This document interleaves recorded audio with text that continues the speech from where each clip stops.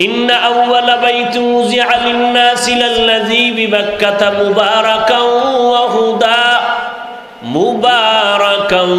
ওয়া হুদাল লিল আলামিন।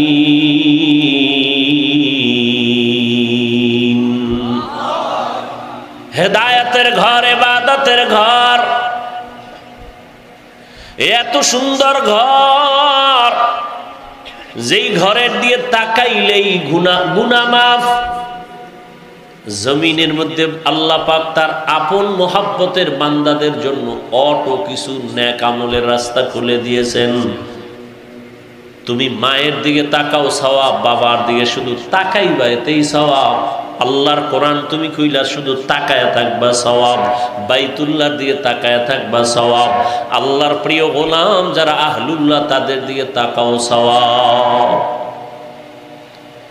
এত সুন্দর ঘর যেই বাইতুল্লাহর দিকে তাকাইলেই সওয়াব, সেই বাইতুল্লাহর পার্শ্বের মানুষগুলো এত খারাপ কেন? এর অনেক কারণের ভেতরে একটা কারণ হলো এই মানুষগুলো কোনো মুরব্বী মানে নাই, অভিভাবকহীন ছিল। ঈসা নবী চলে যাওয়ার পরে আর কোনো নবী নাই। রহমতের নবী আসলেন, যারা তাকে মুরব্বী মানলেন তারাই দামি হয়ে গেল। এমন দামি কিয়ামত পর্যন্ত তাদের নামে শুধু দোয়া চলতে থাকে। আল্লাহ তাদেরকে দুনিয়াতে জিন্দা অবস্থায় জান্নাতের সুসংবাদ দিয়েছেন। রহমতের নবীর ছোঁয়া লাগছে, রহমতের নবী বিদায় বেলা বলেন, মক্কার চরিত্রহীন মানুষগুলো আমার দোয়া পাইল, আমার দেওয়া নিসবত পাওয়ার কারণে দামি হয়ে গেল। কিয়ামত পর্যন্ত আনেওয়ালা উম্মত আমাকে তো আজীবন পাবে না। আমি তাদের সামনে দুটোর জিনিস রেখে গেলাম, এক হলো আল্লাহর কোরআন, দ্বিতীয় হলো আমি রহমতের নবীর আদর্শ সুন্নত। যারা ধরে রাখবে কিয়ামত পর্যন্ত এদের সম্মানও যাবে না, তাদের ঈমানও যাবে না। বয়ান তো চলতেছে, বাংলাদেশের মতো বয়ান পৃথিবীর কোনো রাষ্ট্রে হয় না। ঈদ না যাইতে না যাইতে বয়ান, কত বক্তা বয়ান করলো, 5 মিনিট 10 মিনিট 20 মিনিট করে। বক্তারও অভাব নাই, ডায়রিও খালি নেই। এত পরিমাণ ওয়াজ বাংলাদেশে মসজিদে হইতেছে, তাবলিগওয়ালাদের বয়ান চলতেছে, কিন্তু আমলনামা শূন্যের কোঠায় কেন? এর একমাত্র কারণ, হাজারো বয়ান শুনলে কাজ হবে না যতক্ষণ পর্যন্ত আল্লাহর আদালতে দাঁড়াইয়া হিসাবের ভয় অন্তরে না আসবে, ততক্ষণ পর্যন্ত মানুষ বয়ান কাজে লাগাবে না। এজন্য আল্লাহ বলেন, আম্মা মান খাফা মাকাম রাব্বিহি ওয়া নাহান নাফসা আনিল হাওয়া ফাইন্নাল জান্নাতা হিয়াল মাওয়া। এই যে মুহতামিম সাহেব বললেন, এত সুন্দর একটা বেহেশতের বাগানে এসেও মোবাইল নিয়ে ছবি। সারা দুনিয়ার উলামায়ে কেরাম একমত, কারণ ছাড়া এমনিই ছবি উঠানো হারাম। কোন মুফতি সাহেবের বাবারও ক্ষমতা নেই এটাকে হালাল বলার। বর্ষি বেহেশতের বাগানে করতেছি গুনাহ, সান কফাইল্লার পরিচয়। এ কফাল সান কফাল, বর্ষে বেহেশতের বাগানে করতেছে গুনাহ। পৃথিবীর কোন দুনিয়ার কোন মুফতির ক্ষমতা নাই এটাকে হালাল বলা।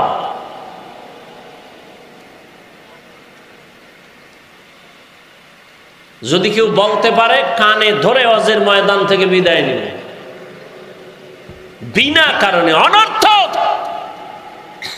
ছবি উঠানো সম্পূর্ণ হারাম, কবিরা গুনাহ। বর্ষি বেহেশতের বাগানে, কেমন বাগান?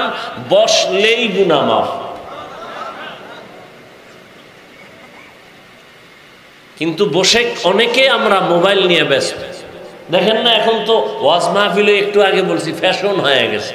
ওয়াজে আইসা বেলুন কিনে, বেলুন মার্কেটে দৌড়ায় নারী পুরুষ সমানে। এখানে বেহেশতের বাজার, পার্শ্বে মার্কেট আছে জাহান্নামের বাজার। নারী পুরুষ সেখানে হোমানে দৌড়াচ্ছে। বাড়িতে যাওয়ার সময় বেলুন কান্দে ঝুলায় নিবে। বাড়িওয়ালারা বলবে অজেরতে কি পাইলা, কয় মোনাজাতে বেলুন কবুল হয়ে গেছে। গিয়া মোবাইল চালাবে ফজরের, আর খবর নেই। কি লাভ হবে? আল্লাহ আমাকে হেদায়াত দান করুন। আপনাদের হেদায়াত লাগলে আপনাদেরটা আপনারা বলে নেন। অন্যের জন্য দোয়া করাও বর্তমানে বিপদ। এক জায়গায় দোয়া করে বহু মামলার আসামি হয়ে গেছি। দোয়া করছিলাম আল্লাহ মসজিদ ভালো, সবাই টাকা পয়সা দিয়ে টাকা উঠে কমিটি খাইয়ে লাইছে। এগো কোনো দোষ নাই, দোষ কার? হুজুরে দোয়া করছে রে দল, মোহের মূল লোক তো। আল্লাহ হেদায়াত দান করুন। বাদশাহ হারুন রশিদের নাম শুনছেন? এই কথা কইেন, আমি কিন্তু উঠেই বলছি, বাকি দোয়া, বয়ান না। বয়ান হয়ে গেছে, আর বয়ানই যে হেদায়াত এর কোনো গ্যারান্টি নেই। এরপরও দু চারটা কথা বলতেছি আপনাদের আগ্রহের উপর। বাদশাহ হারুন রশিদ বড় বিচক্ষণ। একদিকে রাষ্ট্র পরিচালনা করেন, অন্যদিকে আল্লাহর প্রিয় একজন বুজুর্গ বান্দা। বলেন তো তার স্ত্রীর নাম কি? খবর নেই। এই যুবকেরা, বাদশাহ হারুন রশিদের স্ত্রীর নাম কি? জুবায়েদা খাতুন। কে সে জুবায়েদা? বড় দামি একজন মহিয়সী নারী, হাফেজে কোরআন, কোরআনের হাফেজা। তার বাড়ির মধ্যে শুধু জুবায়েদার খেদমতের বাড়ির জন্য 100 মহিলা কাজ করত, সবাই কোরআনে হাফেজ। কাজের মহিলা 100। জুবায়েদা খাতুন সিদ্ধান্ত নিলেন, আমার ঘরে 24টা ঘন্টার প্রতিটি মুহূর্ত তেলাওয়াত হবে। মহিলাদেরকে টাইম দিয়ে দিলেন, তুমি আধা ঘন্টা তেলাওয়াত করে কাজে যাও, এরপরে আর একজন 20 মিনিট তেলাওয়াত করে কাজে যাইবা, এরপরে আর একজন। এভাবে শিডিউল করে দিল যে জুবায়েদার পুরা বাড়ির মধ্যে 24টা ঘন্টার প্রতিটি সেকেন্ড তেলাওয়াতের আওয়াজ। এ হলো জুবায়েদা। তার স্বামী বাদশাহ হারুন রশিদ রাস্তায় যাচ্ছে কোথাও সফরে, ওজির তার সাথে। তো দিক দেখে একজন বুড়া মানুষ, মরণের ছাপ চেহারায় পড়া, গাছ লাগাইতেছে, ফলের গাছ। তো বাদশাহ হারুন রশিদ, এই বুড়া তুমি কি করো? কয় ফলের গাছ লাগাই। এত কষ্ট করে রোদ্রে গাছের ফল কবে হবে, কবে খাইবা?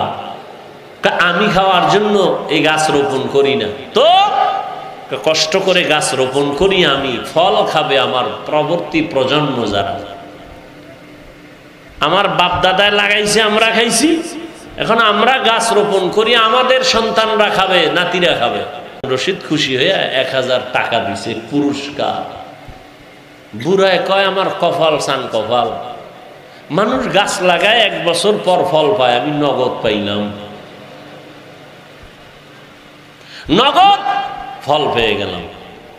বুড়ার কথা শুই না, বাদশাহ আরো 1000 দিছে।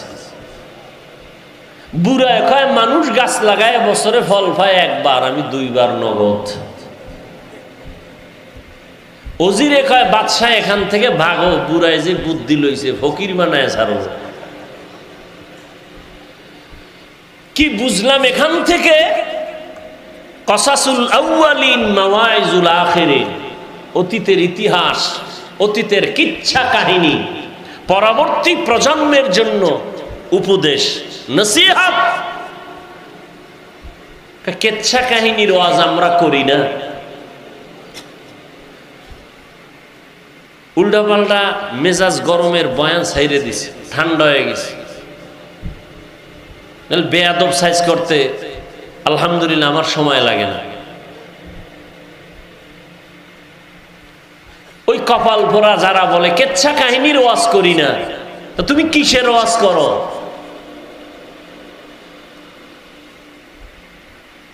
পৃথিবীতে শ্রেষ্ঠ কিচ্ছা কাহিনীর কিতাবের নাম কোরআন।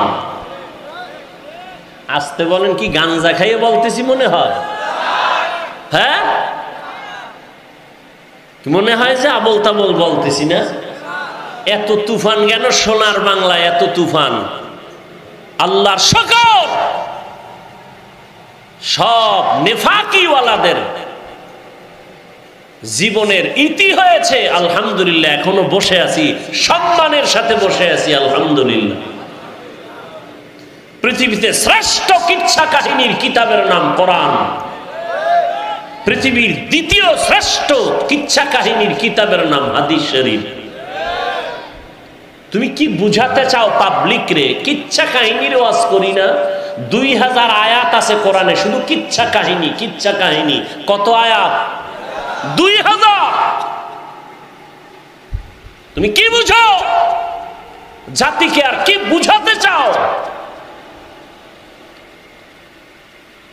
এখানে অনেক তালিবুল ইলম উলামায়ে কেরাম বসে আছেন। কোরআন শরীফের মধ্যে বাঘের কিচ্ছা নাই? এই ছাত্ররা কর নাই? হাতির কিচ্ছা নাই? সাপের কিচ্ছা নাই? ব্যাঙের কিচ্ছা নাই? মশামাছির কিচ্ছা নাই? কি কয় বেঈমান?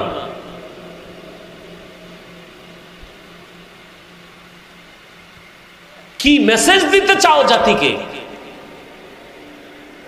হ্যাঁ, কোরআন হাদিস ছাড়াও আমরা বহু ওলি আউলিয়ার কিচ্ছা বলি, সোনাবন্দের গান গাই না। আমরা এমন ওলি আউলিয়াদের কিচ্ছা বলি যে কিচ্ছা বলার দ্বারা মানুষ জান্নাতের পথে আগায়, জাহান্নামের পথে যায় না। অসুবিধা কি?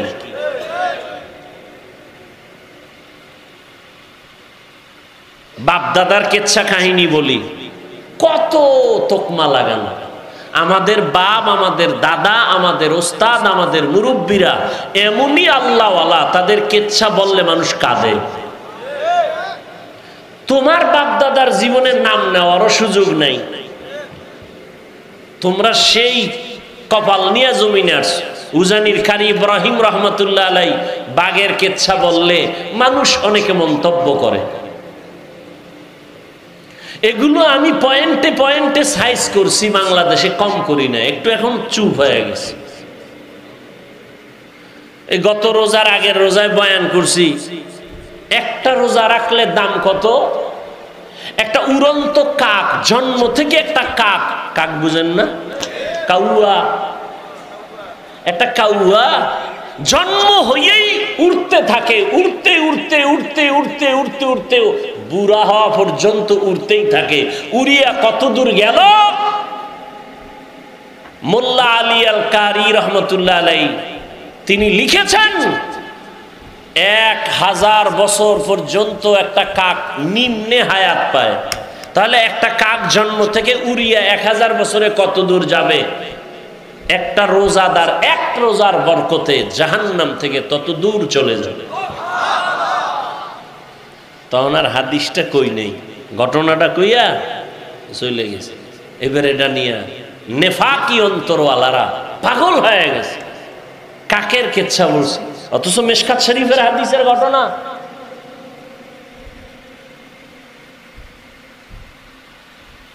আল্লাহ হেদায়েত দান করুন।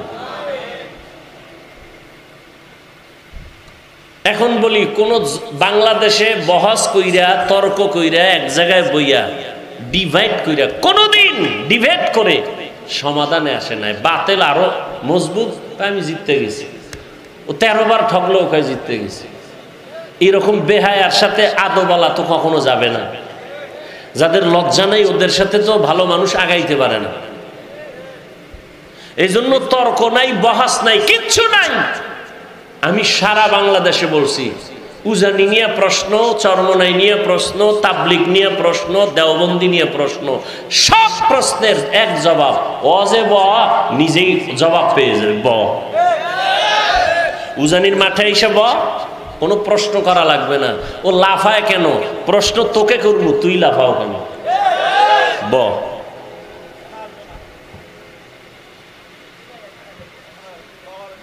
কোন মায়ের সন্তানের সাহস নাই উলামায়ে আহলে হকের সামনে বসে কথা বলবে।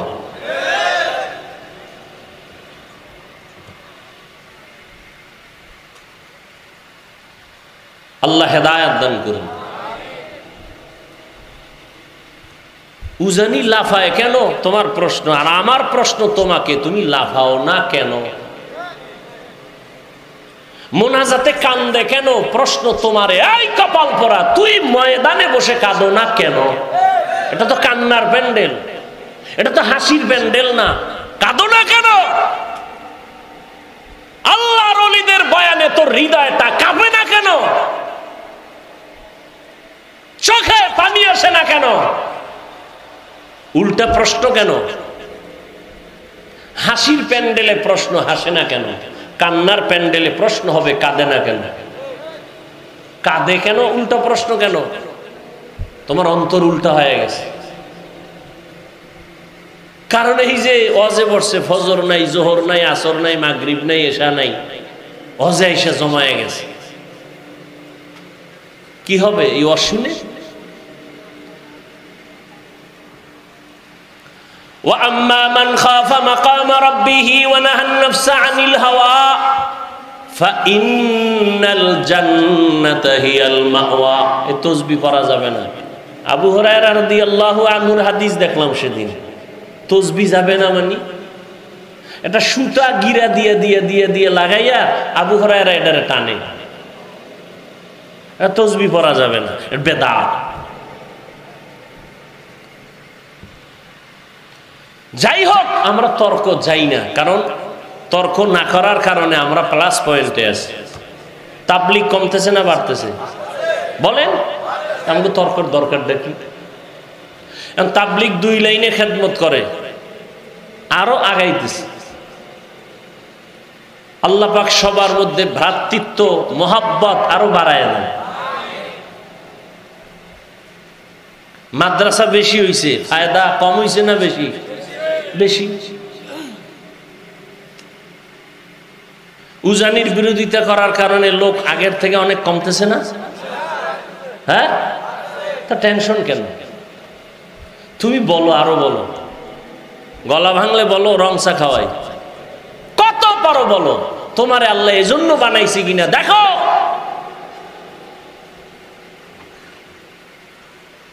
কওমি মাদ্রাসার বিরোধিতা করার দ্বারা বাড়ছে না কমছে? কওমি মাদ্রাসা আরো বাড়বে। বাংলাদেশের প্রত্যেকটা ঘর হবে এক একটা কওমি মাদ্রাসা। বলবেন কেন?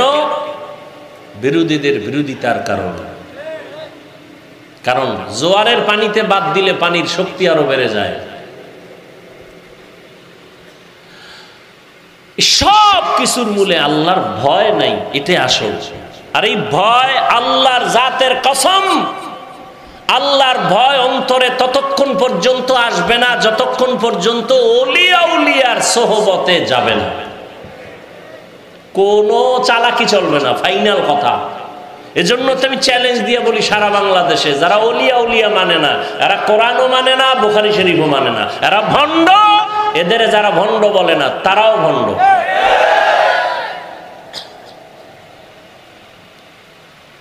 বাদশা হারুন রশিদ বুজুর্গ মানুষ, সিংহাসনে বৈশা সমস্ত দেশের বড় বড় আলেমরে দাওয়াত দিছে। বলবো ঘটনাটা? দাওয়াত দিয়ে আলেমদের দুপুরে মন ভরে খানা দিছে, আপ্যায়ন করলেন, খাওন দাওন শেষ। বিদায় বেলা কয় ওলামায়ে কেরামদের একটা প্রশ্ন। ওলামায়ে কেরামদের কাছে আমার প্রশ্ন হলো, আমি হারুন রশিদরে আপনারা চিনেন তো? সবাই বলে হ্যাঁ। আমাকে একটু বিদায় বেলা আপনাদের বলে যেতে হবে, আমি হারুন রশিদ আপনারা যেহেতু চিনেন জানেন, বলে যান আমি জান্নাতি না জাহান্নামী।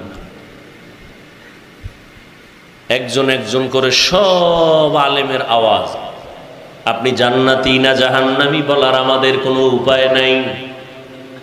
আপনি ভালো কাজ করলে বলা যাবে জান্নাতের পথে আছেন, আপনি যদি অন্যায় করেন বলা যাবে আপনি অন্যায়ের পথে জাহান্নামের পথে আছেন।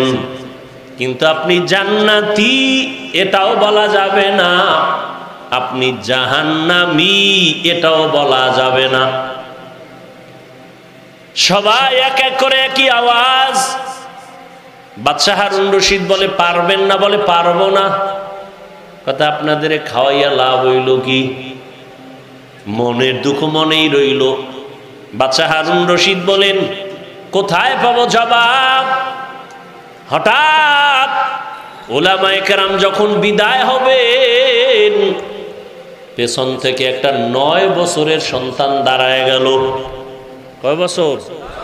9 বছরের এক বালক দাঁড়ায় বলেন, বাদশাহ বেয়াদবি ক্ষমা করবেন, যদি অনুমতি দেন আপনার জবাব আমি দিব ইনশাআল্লাহ। আলেমরা সব আশ্চর্য হয়ে গেল, বাদশাহ আশ্চর্য হয়ে গেল, কেমনে দিবে? দাও জবাব। বলে না, এত সোজা না। কি? বলে আমাকে আপনার সামনে হাজির করেন। বাদশাহ হারুন রশিদ বলে, রাস্তা করে দাও।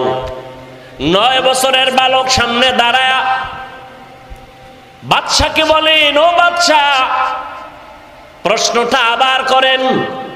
বলে, আমি হারুন রশিদ জান্নাতি না জাহান্নামী? বলে, জবাব তো আমি দিব। বলে, হ্যাঁ। আপনার কাছে আমার ছোট প্রশ্ন, আমি যেহেতু জবাব দিব, এই সময় আপনি বড় নাকি জবাব দেনেওয়ালা আমি বড়? বাদশাহ বলে, সাময়িক সময়ের জন্য হলেও তো তুমি বড়, তুমি জবাব দিবা। বেয়াদবি মাফ করবেন, কিছু সময়ের জন্য আমাকে সিংহাসনে বসায় দেন, আপনি নিচে নামেন। বাদশাহ হারুন রশিদ তো লুভি বাদশাহ না, আল্লাহর মোহাব্বতওয়ালা বান্দা। সাথে সাথে ওজিরে আজমকে বলে, দ্রুত নিচে আমার জন্য বিছানা করে দাও, 9 বছরের বালকের সিংহাসনে বসাও। 9 বছরের বালকের সিংহাসনে বসায় দিল বাদশাহ নিচে। বাদশাহ বলে, ও বাদশাহ আপনি নিচে বসে আছেন, প্রশ্ন করার আগে বলি, আমি 9 বছরের বালক সিংহাসনে বৈশাই পুরা উলামাদের মজলিসের মধ্যে বলে, আল্লাহ যদি কবুল করে তো এলেমের সম্মান তো এমনই হয়। এলেমের সম্মান এত বড় বাদশা নিচে, আমি 9 বছরের বালক সিংহাসনে। এলমেরা এজাজ করদন বেহিসাব, খলকেরা দাদন জওয়াবে বা সওয়াব হকনা দারত, দোস্তে খলকা জারেরা নিস্তে ই খসলত কে দিনদারেরা।